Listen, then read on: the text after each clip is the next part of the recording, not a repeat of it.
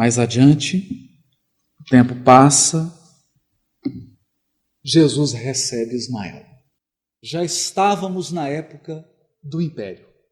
A coroa portuguesa já estava no Brasil, recebendo as confidências de Ismael, que apelava para a sua misericórdia infinita. Por que confidência?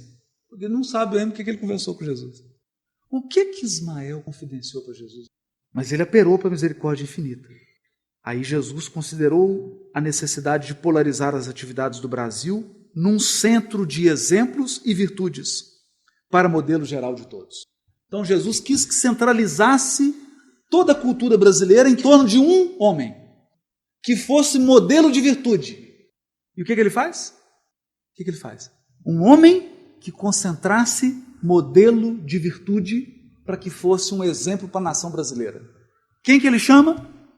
Longinos. Quem que é Longinos? O soldado que enfiou a lança no coração de Jesus quando ele estava na cruz. Puxa, modelo de virtude. Sim. Por quê? Mas escuta aqui. A árvore do Evangelho não foi transplantada da Palestina para o Brasil? Não foi? Mas não veio só a árvore, não, veio o solo também. Os romanos que estavam encarnados na época em que Jesus estava na Palestina estão hoje encarnados no Brasil. Os hebreus que estavam encarnados na época de Jesus estão hoje no Brasil. Aqueles outros povos que estavam lá na redondeza está maioria no Brasil. Porque a árvore foi transplantada para cá. Então quem estava aqui no Brasil? O soldado que perfurou Jesus na cruz. Estava onde? Na França?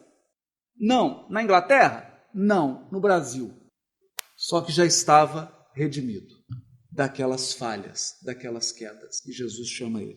Longinos. Entre as nações do orbe terrestre, organizei o Brasil como coração do mundo. Minha assistência misericordiosa tem velado constantemente pelos seus destinos. E inspirando a Ismael e seus companheiros do infinito, consegui evitar que a pilhagem das nações ricas e poderosas fragmentasse o seu vasto território. Olha o que Jesus está dizendo. Que ele que não deixou o território brasileiro ser fragmentado. E ele vai falar isso várias vezes na obra. Cuja configuração geográfica representa o órgão do sentimento do planeta, como um coração que deverá pulsar pela paz indestrutível e pela solidariedade.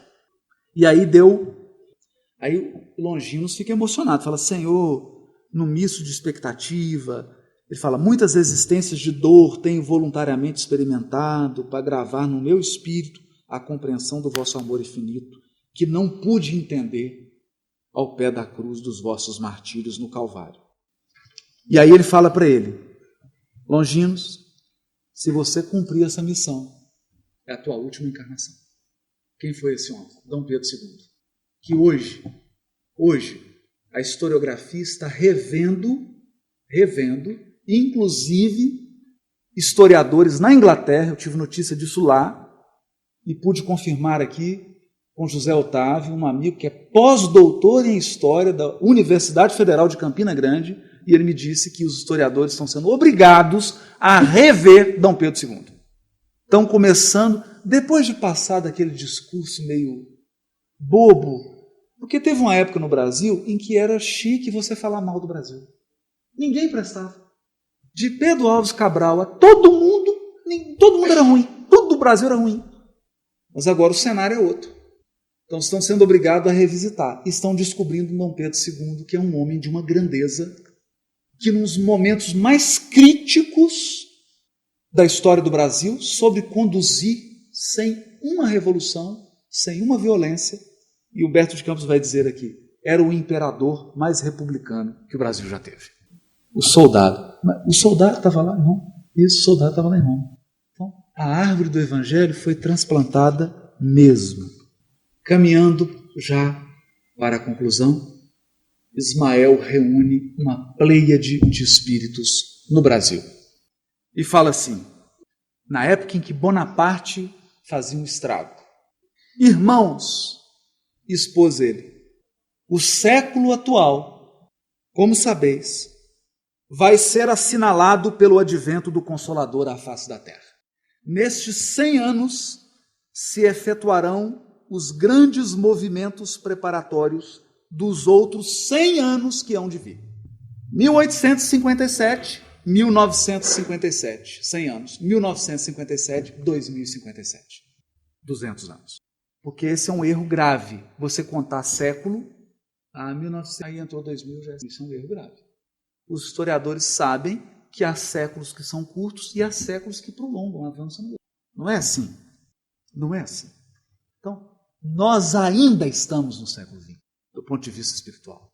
O século XXI é nova era, não chegou ainda. Segundo Emmanuel, no Pinga Fogo, está previsto para iniciar em 2057, que é quando termina os 200 anos que Jesus deu para isso.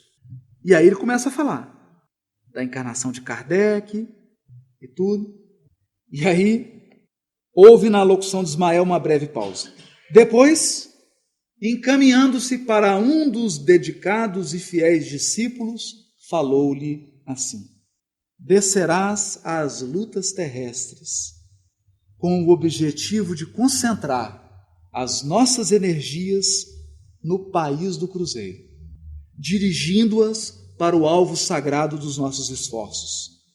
Arregimentarás todos os elementos dispersos com as dedicações do teu espírito, a fim de que possamos criar o nosso núcleo de atividades espirituais. Então agora Ismael não estava preocupado com colonização, não estava preocupado com o aspecto político, porque o país já era uma república, já havia atingido a maioridade, já era senhor do seu destino. A atuação de Ismael agora era formar um núcleo espiritual de trabalho no Brasil. Não precisamos encarecer aos teus olhos a delicadeza dessa missão, mas com a plena observância do Código de Jesus e com a nossa assistência espiritual, pulverizarás todos os obstáculos, à força de perseverança e de humildade, consolidando os primórdios de nossa obra. Então esse Espírito veio para trazer o alicerce dessa atividade aqui, que é a de Jesus no seio da pátria do seu Evangelho. Sua luta vai ser grande, né? Ok. Daí a algum tempo, nascia no Ceará Bezerra de Menezes. Por quê? Jesus chama Ismael e diz assim: Ismael, escolhe dentre as agremiações espíritas uma instituição que seja capaz de unificar todas as outras.